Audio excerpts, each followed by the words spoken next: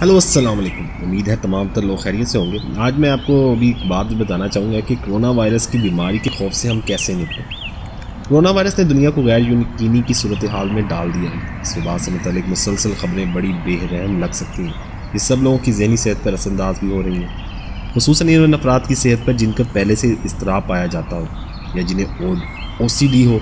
सो हम किस तरह अपनी ज़हनी सेहत को तहफ़्फ़ुज़ कर सकते हैं। ख़बरों के मुतालिक पुरतशवीश रहना समझ में आता है, लेकिन कई लोगों में ये पहले से जारी मसाइल को मज़ीद बिगाड़ सकता है। इसलिए जब आलमी इदारा सेहत ने कोरोना वायरस के फैलाव के दौरान ज़हनी सेहत के तहफ़्फ़ुज़ के मुतालिक कहा तो सोशल मीडिया पर इसको बहुत वज़ी राय मिली।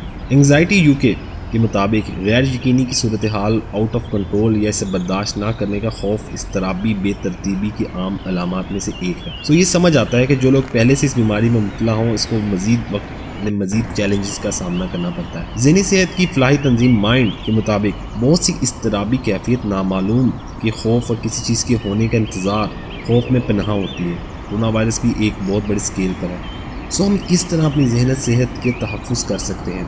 तो फिर किस तरह इस मसले का हल निकलेगा? इस मसले का हल इस तरह निकलेगा कि बार बार हाथ धोएं, कोशिश करें, एहतियात करें। जितनी आप एहतियात करेंगे आप ठीक रहेंगे। अगर आपको लगता है बार बार सोचने से ये हो गया है तो आपको हो भी जाएगा। आप जितनी एहतियात करेंगे आप इससे बच सकेंगे। एहतियात वाहिद इलाज है।